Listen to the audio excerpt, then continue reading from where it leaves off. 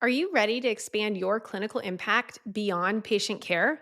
As a physician who scaled a healthcare startup to 9 figures, I'm sharing my proven launch framework in a free masterclass, the Startup Physician's Blueprint. Learn to translate your medical expertise into startup success. Register now at startupphysicians.com. I mean, the drug development industry is a risky one. And, many drugs fail, but we just have to keep moving and keep continuing to look for novel therapies, novel approaches. And, I was able to do that by moving to this other company and start working in gene therapy, which was new at the time. So you're just always looking for how can I build new skill sets? Welcome to Startup Physicians. Please like and follow our show to join our community of physicians who are reimagining healthcare delivery. Hi, everyone. Welcome back to the Startup Physicians podcast. This is your host, Dr. Alison Curfman, and I am joined today by Dr. Nerissa Kreher, who is an pediatric endocrinologist turned startup CMO multi-times over. So she has a very interesting story about her career transition into biotech and pharma and multiple IPOs. So Nerissa, thank you so much for joining me today. Thank you for the invitation. So we met at an event a few weeks ago at the Peter Kim's Passive Income MD conference, which was a great event. So anyone who's listening, highly recommend that on your conference circuit for next year. But I think we have multiple colleagues in common, and they were like, you have to meet Nerissa. She has been doing so much work that is so cool in startups. So do you mind, Nerissa, starting a little bit with your clinical background and how you, where your path took you? Sure. So as you mentioned, I'm a pediatric endocrinologist. I trained at Riley Hospital in Indianapolis and had completely considered that I would be an academic clinical researcher for my entire career. I did a master's in clinical research. I conducted a prospective study during my fellowship and published, and was moving for family reasons to the Boston area. But it was through a match process for my husband. So we were interviewing. I was asking for jobs in places that I may or may not actually be. I think luckily for pediatric endocrinologists, there aren't many of us. And so there were opportunities in the places we were interviewing, was sort of promised a job. And we matched in Boston, and I was supposed to have a job at Mass General, and the job fell through. So they did ultimately offer me a job. No offense to Mass General. It was an academic role, seeing patients day in and day out. And I knew that I didn't want to do that. I didn't enjoy it during fellowship. So, one thing I'm very grateful that I knew that early on and didn't just accept the role with something I didn't really want to do. So a sales representative who was a growth hormone sales rep at a company called Serono asked me to share my resume with her. And I laughed at the time and said, I don't know why I'm doing this, but I'm happy to give it to you. And it turns out there are roles for physicians in the pharma and biotech industry. And I was able to land one of those as a medical affairs director for Sizin, which is a recombinant human growth hormone at this company called Serono. So that was my first role in industry. I had no idea what I was getting into, frankly, but 20 years later, I'm glad that I took that first role. Yeah, and it's funny because it's usually like not always good things that cause a career change. Like I think most people I've talked to on this podcast, and myself included, have had things happen in our careers that were not the plan. Like that, it's like I wasn't planning to have my program shut down, or you weren't planning to have your job fall through, or there's other people who I have talked to that, ended up at a crossroads that wasn't really of their choosing, but led to some sort of opportunities that they may not have considered previously. Absolutely. You really do have to keep your eyes open and try to see things as opportunities instead of negative sometimes. And I think there can be a lot of kind of negative connotations about the pharmaceutical industry. I'd love to hear more about like your mindset when you were transitioning to this new role and what the role entailed and how you made that decision to move in that direction. Yeah. So it's true. And even at my program, the pharma industry was not looked upon incredibly favorably. So I was actually scared to tell my program director that I was taking this role. It turns out she was very pleased for me and has continued to be a great champion. So, again, like getting out of our heads about what we think about other people. So I started in this medical affairs role. Medical affairs is probably the closest, meaning not doing sales or marketing, but you're working closely with sales and marketing. And so when I started my role, I had a lot to learn about sales and marketing. I'm a full-on, science major, biology straight through to med school, had not done anything business related. But I actually found that it was fascinating day in and day out because I was just like a sponge learning new things, new words, new acronyms that I had never heard before across, again, marketing, but finance and, non-clinical development, animal studies. So there was just so much. And it fed that side of, I think, many physicians of just being a forever learner and wanting to continue to learn new things. And I think that's been the case across the 20 years of my career in biotech is I've had an opportunity to learn new therapeutic areas.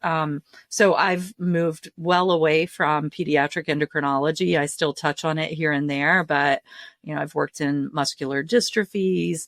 And so it just opened up this world of opportunity for me as a physician that had I tracked in a clinical research role probably wouldn't have been the case. Yeah, it is interesting how you enter the space on your, your specialty background, credentials. But then as you start to add more and more skills in the space and more perception of what sorts of things need to happen for the company to succeed, and you learn how to do that, then some of the opportunities that you grow into they're not all limited to your own specific medical specialty. Like I certainly have done work outside of pediatrics. I obviously still really enjoy doing things related to peds and kids, but I think that a lot of people have the option to start exploring things that are like very specific to their specialty that are in industry, but that there's like a lot of options beyond that as you start to grow. Right. You're just building out your skill set and it starts to be sort of bolt-ons. Like for me, a great example is regulatory affairs. So, moving into clinical development, which I did, which ultimately has moved me to this clinical or chief medical officer role. Regulatory affairs is a great example of something we don't get much training, if any, in medical school and fellowship and residency and such. But now, this is an area of expertise that I can apply across a number of different therapeutic areas. Yeah. So during that first role, what do you think were some of the most important things you had to learn? Yeah. I think recognizing who your audience is and learning how to speak to different audiences. So I think in medicine, we're often, I talk to clients sometimes about, we're often speaking the same language. We're talking medicine to people in the hospital setting, in the clinic setting.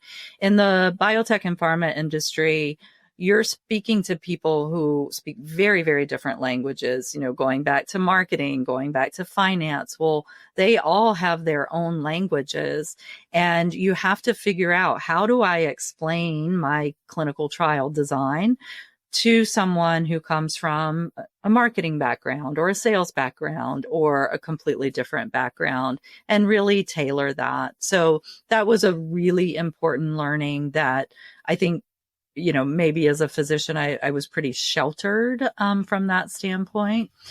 The other is really recognizing in pharma, unlike, and whether this is completely true anymore or not, but you're not the decision maker always. You're on a team. And so there's a huge amount of cross-functional teamwork that happens in biotech and pharma. And I think that's very different for a physician who might, we're pretty high on the totem pole of decision making. And so learning how to work within a team, learning when it is your voice that has a lot of influence and when maybe your voice should be a little softer. So a lot of those leadership type learnings. That's such great insight. And I think that some of the things that I really challenge physicians that go through my trainings, I have them really try and assess when you're thinking about something like, is your feedback related to like quality and safety and health equity? Because if so, those are the things that you want to be the loudest and the most insistent on. If it's related to something else, like about messaging or user experience, or something about a prototype and how functional it's going to be, or the size of a clinical team or something like that, I really try and put it through that lens for the work I do as well. It's like quality and safety, number one. Like we always want to be, I consider us as physicians like the defenders of that, because especially as we're trying to develop all these new and innovative ways to do things, it's like, how do we protect the patient in the midst of all this change? Everyone's trying to make something better, something more, effective or unique or a better experience. And we're the ones that can really have a voice for like what could be unintended consequences. How do we make sure that the patient is still getting the best care possible? But you kind of got to learn when to be quiet too. You're right. You're not like the ultimate decision maker for a lot of things. So that's an interesting experience for some physicians.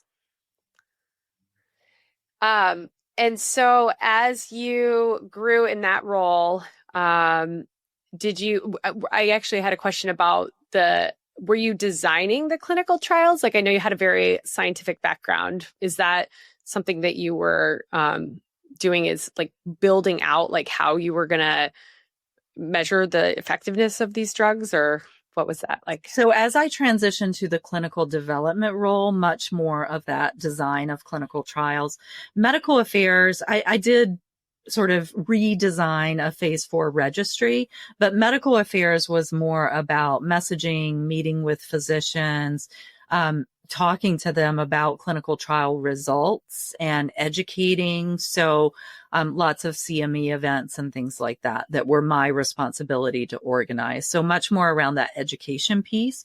Moving into clinical development, yes, it is full on designing clinical trials, working with statisticians, lots of different team members again, to think about what is the best trial design. You're thinking about, with your physician knowledge, of course, clinical trial endpoints, safety, as you mentioned, that is really the physician's remit, is making sure that you're designing a clinical trial that is measuring safety of a drug that maybe you don't completely understand yet. So full on that piece. But then also a lot of education still, meeting with physicians that are treating these patients to get their opinions. So there's a lot of back and forth with my clinical colleagues still, whether they're in academics or in the community. Yeah. Yeah. And I think that sort of work is often very appealing to people that come from a very academic background. We sometimes tend to think of research as being completely consolidated in academic institutions, but these skills are needed in other industries as well, whether it's pharma, where you're designing a clinical trial, or even some ventures and startups that I work with, they may need to create a validation study because like they really want to prove that the thing that they're building actually works, because that's how they're going to get traction. So what was next for you after that first role? Yeah. So, I mean, I've worked at a number of different companies. This is something that's different too, is the sort of half-life at a company for a physician and anyone in pharma.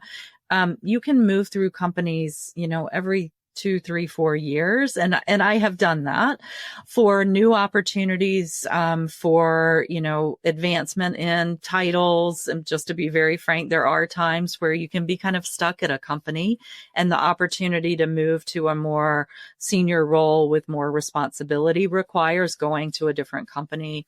So I've moved through multiple companies, and about halfway through my career, was at a startup. It was a public company.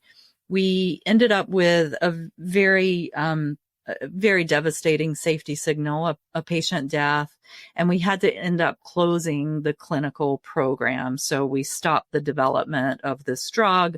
And I was leading that program. So I kind of joked with the CEO at the time that I'm pretty sure my name was at the top of the list of people who were going to be let go from the company because we were no longer working on that drug.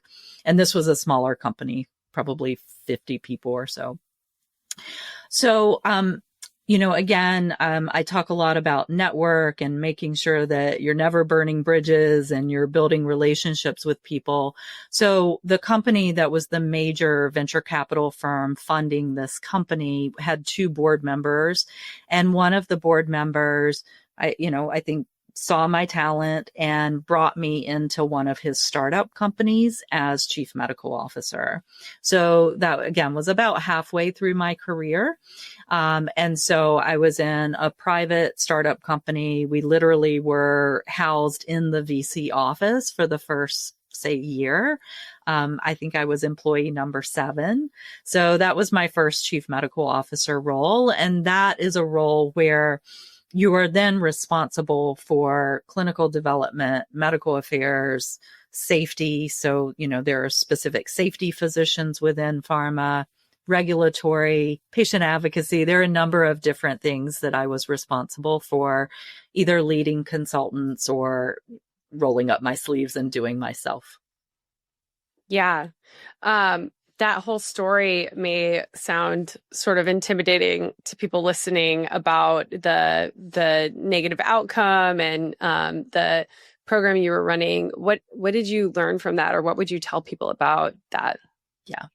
I do get this question about sort of, reliability of roles in pharma and can I get laid off and things like that. And I mean, frankly, the answer is yes. The pharma industry, it's a business and they have to make business decisions. At the same time, physicians are very much needed in pharma. It can be hard to find and hire physicians, and especially as you gain experience. So we're not typically at the top of the list, although this time, again, I think I was, just because it's a small company in the program. But what I learned is, one, external communication and how to do that. I think generally we managed it quite well. But that is something where, we were dealing with patients on a drug and having to talk to families about taking them off of a drug that was working, actually. And so a lot of that sort of external communication and messaging and how to deal with that. And then also just realizing that, the drug development industry is a risky one, and, many, many drugs fail, but we just have to keep moving and keep continuing to look for novel therapies, novel approaches. And, I was able to do that by moving to this other company and start working in gene therapy, which was new at the time. So you're just always looking for, how can I build new skill sets? Yeah, I think there's 2 things that people can do at any time in their career, whether they're like a resident listening to this podcast or if you're like nearing retirement. You can keep learning. So whether you're doing this more passively, listening to podcasts, taking courses, just keep expanding your knowledge base and your opportunities and, like you said, skill sets. And then 2 is continuing to grow your network strategically. So, it's all about having a lot of relationships with a lot of people that could provide a lot of pathways for you, because there's not one correct pathway. There's not 2 or 10, there's infinite pathways. And so I think that as soon as people start to have this more abundant mentality that like, there's so many options for me, I could do so many things, it releases them from this phase of feeling stuck. And I know you do some coaching too, so I'm sure you've heard this a lot from people you work with. Definitely. I think the mindset piece for physicians is really critical. And what you said about there are endless opportunities. It may not always feel that way because we may not have been exposed to variety of paths. Your podcast is doing that for physicians, luckily. But I do think that if people are coming in with an I can't or I don't type of attitude, that will be picked up in any sort of experience or interview that you have. So you really have to change that around and think about, I can do this. I do have this opportunity, or I do have this skill set. The other piece I think is worth saying is there have been many times in my career that I have sat at a desk or, at a table and thought, oh my gosh, I really have no idea what I'm doing here. But I don't stop there, right? I say, okay, maybe I don't have this experience, but I bet I know someone who does, and I can go and ask for advice. I can ask for help. And I think that's a strength, not a weakness. But as physicians, again, trying to sort of do everything on our own and feel like we have to be the smartest person in the room, you have to let go of some of that in some of these more innovative endeavors as physicians and really be able to seek advice and ask for help. Well, we do that all the time, right? We call it consults. So if you are seeing a patient and they start to have a problem that's out of your scope of expertise. I mean, I am an ER doctor, so I am a pro at calling consults. I figure out what body part it is and call the expert on that body part. So I think the core of asking for help and knowing what you don't know is something that is actually trained into us as physicians, and it's just applying it in a new way. So I think that's really good feedback. And I certainly see the same sort of imposter syndrome that you have been mentioning. I see, and it's, what's really interesting is when I speak to a lot of my colleagues in venture and I describe to them what I'm working on and the sorts of people I'm working with, and I describe to them that one of the biggest challenges I see in the physician population that I work with is imposter syndrome. They're like, what? Really? Like, what? And so I think that sometimes we just have to get out of our own heads, So true. I mean, I think physicians are very much, we can be stereotyped by people who aren't physicians. They think that we're conceited or we know everything. And my experience actually is very much the opposite for the vast majority of physicians. And so there has to be a middle ground where you can't be, completely conceited and think you know everything, but you do have to come into any conversation, discussion, etc., with a bit of self-confidence around all the years of training and experience you have, and give yourself credit for that. For sure. And I think that was like part of the talk that I gave at the conference that I met you. It was like the mistakes that physicians make. And one is being on one end of the spectrum, having too much imposter syndrome, not having enough confidence in their skill set and all of the expertise that they have, all of the value you bring to the table with your unique background. And two is on the other end of the spectrum, like having too much pride or hubris to be willing to come in and be like, I don't know about a lot of these things. I know the medicine side really well, but like, I don't know the finance side. I don't know how to do business development. I don't know how to do marketing. Like, I'm very open to learning. Please teach me.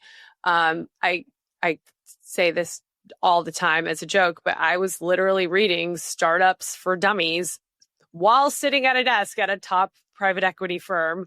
I was like, no, I just like really need some, like all the help I can get. And so, it is actually like, it was a very useful book, like it gave me some insight. But obviously the best, skill development I got was from all the people around me who were willing to invest time and effort and energy into bringing me up to par on those skills, which has led to this career. So I think that, asking for help, being humble enough to recognize what you don't know and to recognize that as a physician, one thing that you have proven that you're really, really good at is learning stuff and mastering it. So like that is something that you can still master new skills. And then also just being confident in the skills and the expertise you already have. Tell me a little bit about the IPO experiences that you had. That sounds fun. Yes, very fun. So IPO stands for initial public offering. Some people may not know that, but that's basically when a company is going from private to being available on the public markets. And so, there's a whole process around it of getting documents in place for the securities, SEC. And so writing these massive documents that talk about whatever it is the company is doing, a huge piece of that is typically medical and clinical. So being able to be involved in that, thinking again about messaging, we've used that word a number of times, but then also sitting in front of investors with my CEO, my CFO or chief financial officer, and then, depending on the company's chief scientific officer, et cetera, but a whole team of chief officers, really pitching what you're trying to accomplish.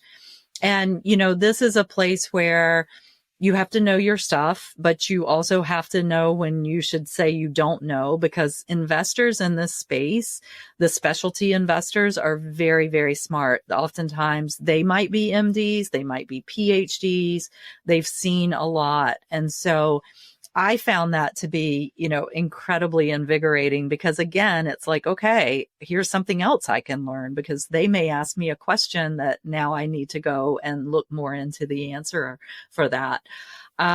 But road shows where you're going to New York City and other cities and just bouncing from meeting to meeting in front of investors. A lot of that cross-functional teamwork where you have to know, okay, the CEO runs the show. He delegates the questions. You typically are getting into a really cool groove with your teammates. Maybe the CEO just is tired that day because it's quite a slog and misses something, and you're adding into the one thing. Or then he or she might say, well, hey, Nerissa, could you cover this a little more? So it's just this great dynamic of teamwork. And then luckily I've been able to participate in 2 successful IPOs, and, it's a huge celebration when you're sort of closing the money coming into the bank and really being able to bring that money in to further the development of a therapy that could totally change someone's life. That's very cool. And I know as a founder that, I'm sure the founders of your companies were really proud at that point that they had made it to a successful exit and then saw a path ahead to keep growing what they had built. So that sounds like it was a really fun and cool experience. So how are you spending your time now? What are you working on these days? Yes. So I'm in my 4th chief medical officer role. I joined this company in January. I did take a year off last year. And so I exited one company, took a year off, did some consulting, but also took a van trip for a month out to Santa Fe, New Mexico, and spent a whole month driving around with my dog in a van. Highly recommend if somebody has the opportunity to take some time off and really think about what they want to do versus just jumping into the next role. So started this role in January. We're a private company working on a novel therapy that's never been in humans. So it's a transfer RNA therapy, as opposed to many people have heard of messenger RNA or mRNA therapies. So this will be developed for inborn errors of metabolism. So specific to, adults, of course, have these diseases, but they're typically genetic diseases, like phenylketonuria, organic acidemias. So we are in the throes of moving the company from non-clinical into the clinic. So I'm leading all of that work, designing clinical trials, talking to physicians that are expert in these inborn errors of metabolism, abstracts, publications, etc. So totally steeped in this inborn errors world right now. Very cool. And can you tell us a little bit about the coaching business that you have as well? Certainly. So it's called the Pharma Industry MD Coach.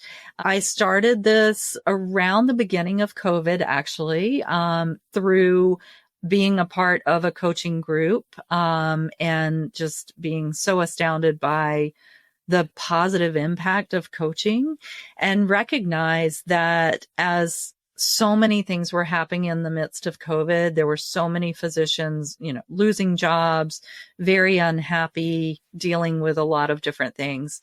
I couldn't go into the clinic or the ER and help them, but I felt like I could help by letting them know there were other options and opportunities. And so I just started putting educational pieces out there and decided I would see what kind of traction I got.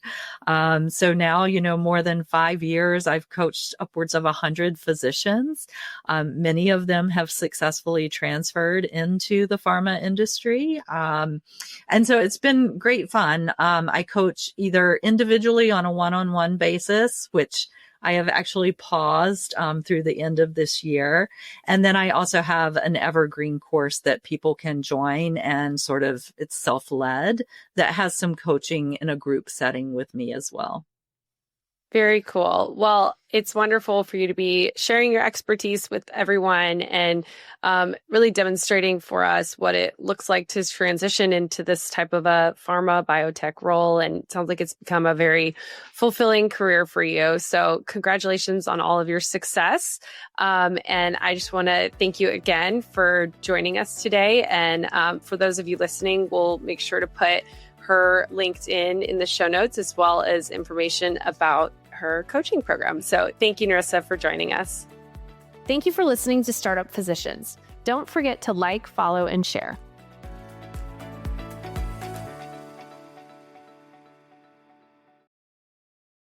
Are you ready to expand your clinical impact beyond patient care?